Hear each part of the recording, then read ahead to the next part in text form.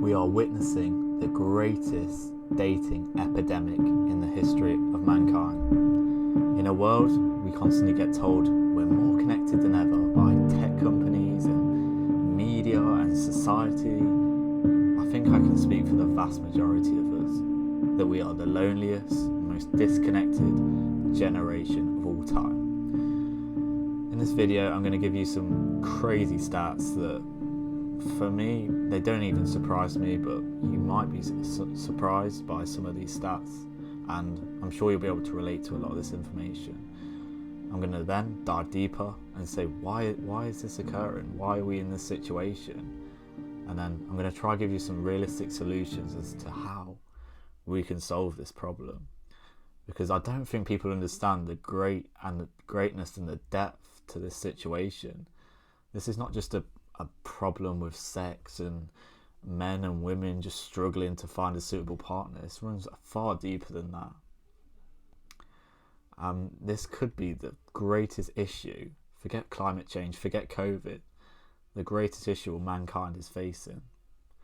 So men are sexless, completely sexless. 1 in 3 men has not had sex in the last year. 50% of men say that they're not pursuing any women whatsoever, whether this be short term, long term, any type of relationship. They're just not interested at all. And 50.1% of women are childless by the age of 30, which is the largest bracket that's ever been seen before. By 2040, 45% of women will be childless aged 25 to 45. 15% of men say they don't have one close friend in their life, which is the number one indicator for health. I'm going to be talking about why now. Why is this the case? The first thing I want to talk about is the tall girl effect.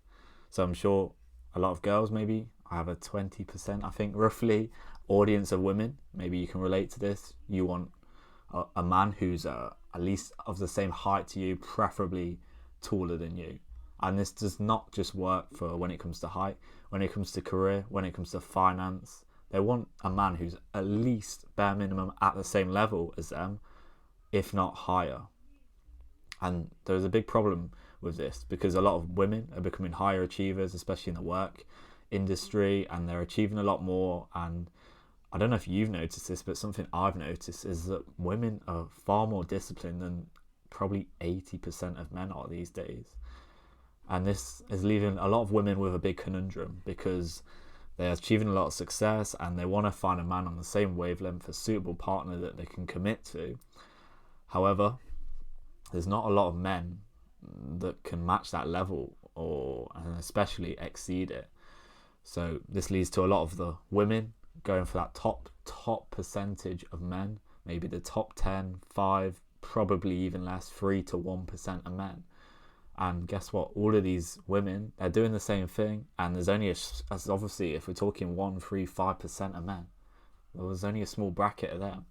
So naturally, he's got an abundance of options.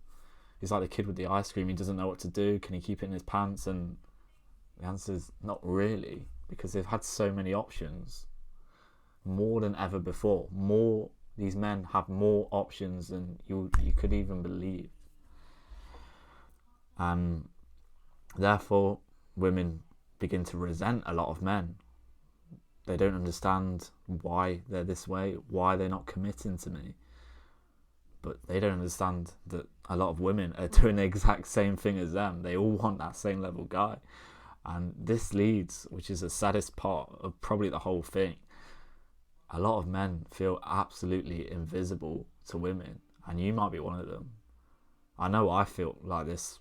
I still do somewhat, and I definitely did a year ago. I felt no one was showing any interest in me. I was like, I'm not even a bad guy at all. I feel like I've worked on myself a lot, and you can probably relate. Unless you're in that top bracket, then that is how it is. These stats are backed up. You can see it in the real world. And this links a lot back to the 1 in 3 men are sexless, because they're not pursuing women. Like I say, I was in this bracket. I know what it feels like, and a lot of these men in this bracket just end up giving up, and They've spent a lot of time and energy on pursuing women, and they've had absolutely zero success. And I can understand this. You spend a lot of time on dating apps, and I think dating apps and social media is where it's all gone wrong. And I think they are massively to blame. And we're going to get onto solutions eventually, but you can probably guess what one of the biggest solutions is. Probably somewhat unrealistic, as we can know how the world is. Women swipe right on around 4% of men, whereas men swipe right on 60% of women. And guess what 4% of men these women are swiping on? All of these women, they're all swiping on that same 4%. Again, obviously that guy has all the options. And then you've got the 96% of men who they're probably not swiping on, or at least say an average of 80% of men just get no swipe rights. And the average guy, he's gonna get sick with this. He's gonna be like, what is the point in trying? It's very disheartening. I know what it's like. I've been there and I fucking hated it. That's why I deleted dating apps and said, I'm never going on this shit again, because it's not right. It's not how it should be. And I didn't think that was right for a man to have that, because it's just not the way it should be. This is why a lot of these men are going down that incel route. They're going down that black pill route that's becoming more common. They're hating women, and they think, well, what is the point in trying? I'm not that guy, and to get there, I know how hard it's going to take. And you see metaverse becoming more common, AI and OnlyFans and porn and all this shit. They've got all of that as an option, which is just enough to kind of keep them going for a lot of the time. And another interesting statistic that I've not even mentioned is that there's 3 men for every woman on a dating app. And let's say every woman matched with a man. Well, there'll be over double the amount of men that are still single and still have no one to match with. Men and women are still scared to even speak to each other in person. 80% of men say they're scared to speak to a woman, whereas 84% of women say they want the man to make the first move. However, a lot of women are still scared for a man to approach them because of what they see on social media, what they see online, what the media portrays men as, whereas it's obviously a very small percentage of men that are doing this, that are acting wrongly. Because yes, there is some very strange men out there, and I'm not saying there isn't, because I've seen them every now and then, but there's a very small percentage, and it's a shame, but it's the truth of the reality that a lot of men are getting kind of swept with that same brush, and it's unfair. But these facts and figures, they don't surprise me at all, and I'm sure a lot of men and women can relate to this, and I'm sure you're kind of becoming clear, and you can agree that the current dating dynamics is not suiting anyone. It's just not making anyone happy whatsoever, is it? And this is, like I say, is a bigger problem than a lot of people want to consider. I've made numerous videos on this matter, and I believe is one of the biggest issues we can talk about. Like I say, not the biggest. So obviously I've spoken a lot about the facts, the figures, and kind of why this is an issue, especially with dating apps, social media, why men feel this way, why women are kind of doing what they do and only going for that top level guy. So what are the solutions? What is a realistic solution we could think of to kind of solve this? Because it's not going to go away just like that, is it? And there's not really an obvious solution that I can think of on the top of my head. Ideally, if I was in charge, I would love to see the ban of dating apps. I think that would be great. It would make people actually be far more social than they are on social media, and there wouldn't just be the judge on external value, which is obvious what social media and dating apps is just about. Factors such as just being a kind, nice, funny person, charismatic mindset, values, beliefs are all completely disregarded through social media and dating apps. However, even if there were some rule just came in place, right, dating apps are gone, no longer, we're getting rid of them, a large proportion of men who have already given up with these dating apps and maybe they're not even on social media, they resort to porn, they resort to OnlyFans. AI is going to become more of a thing. The future, who knows? I'm sure like being a personalized virtual girlfriend, something that's been spoken about a lot recently, and realistically it's going to happen. You can see it, you know it's going to happen. And there's too many men that are already castrated by the virtual world, and I honestly fear for all of these men, a large proportion of them, that it might actually be too late. And I fucking hope that's not the case, and I fucking hope that you are not one of those people. And it's just so sad to see, and I think we all know that those with power, they don't want to see you succeed. They don't want what's best for us. Like, obviously everyone knows that porn and men going down the rabbit hole of like OnlyFans and dating apps is not good for you, and that's why it's so easily accessible. You see like on the App Store, the dating apps is something that comes up straight away, and you see them promoted on TV. And OnlyFans and porn is just so easily accessible. And you see in countries like China, porn is banned. I'm pretty sure that's right. Someone might correct me on that, but I'm pretty sure that's correct. And I just believe, I think we all know, if you're kind of watching my content, that they don't want what's best for you at all, as this stuff wouldn't be real. And I just don't think that's going to happen, is it? As men, we need to regain that kind of fire inside of us, because there's very few men out there who still have that. I've made videos how men are weak, they're feminine, they're docile. And you see someone like Andrew Tate come up in a time where he's more needed than ever. He has that he has that fire and anger, and you can tell that he generally cares about young men, and he wants to see men rise up and become the best version of themselves. And I believe this is one of the best things that has ever happened to reignite men. You've seen so many men just stop feeling sorry for themselves and get up and make a change to their life. We live in times that, they're safer than ever. We don't have to go to war like we used to. But imagine if we did. Imagine if we had to go to war. You see some of these men that call themselves men who are in this virtual world. They're in the metaverse, basically. We'd be fucked. The UK, the US, we'd be fucked by countries like China and Russia, who are so advanced, who have men who are strong, who have good values and good beliefs. And men are becoming so weak because of the dark world, porn, video games, OnlyFans that I've all mentioned. And I don't see how this is going to be resolved. No one's going to get rid of it, because men are hooked. They're addicted to it. And there'll even be men out there probably not watching this video, because no one who actually needs to watch my content really watches it, which is massive.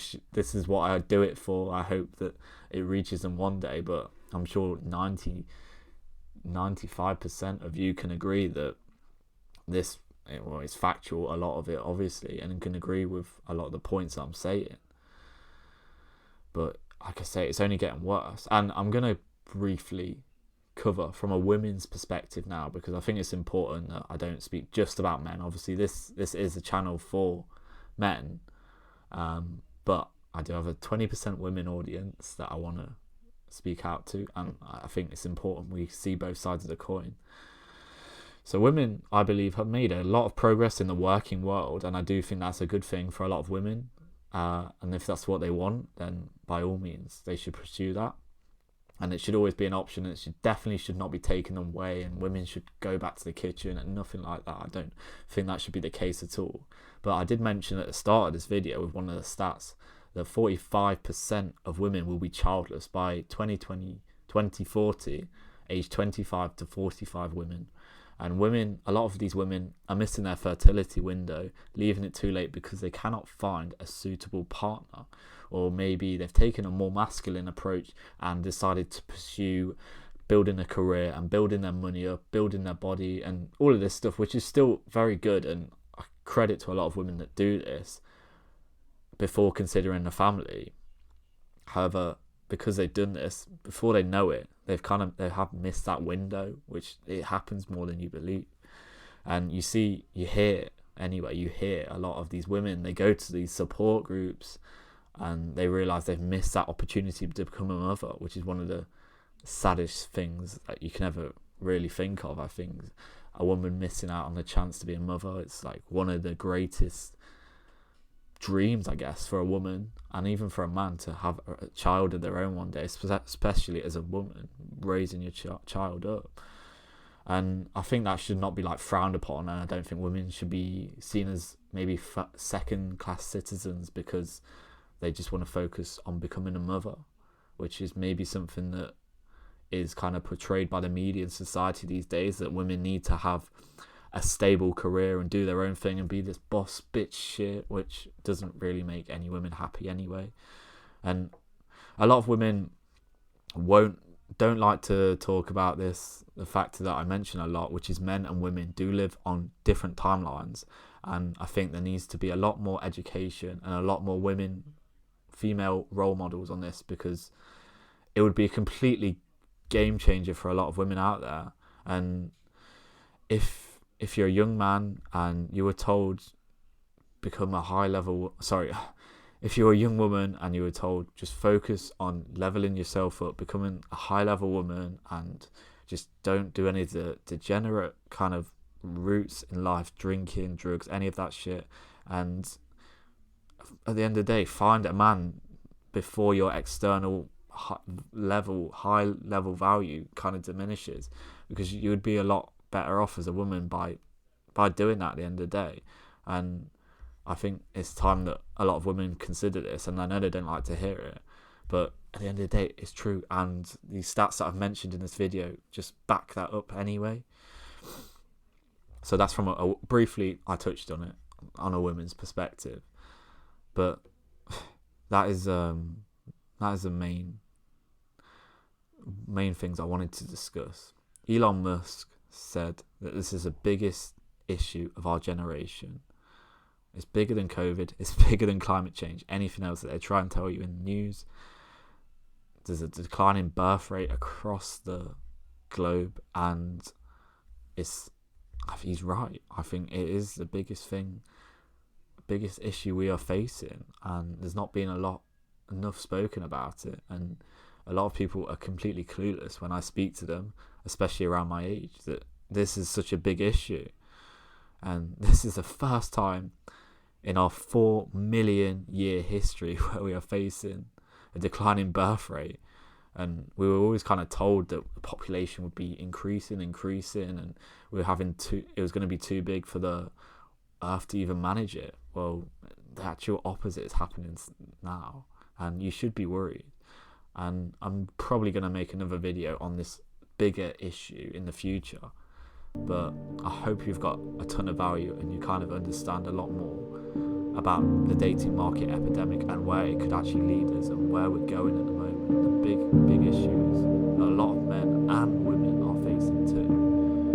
So like I say, I really hope you've enjoyed this and it's been really informative for you, and if you could like the video and subscribe to my channel, it'd be greatly appreciated.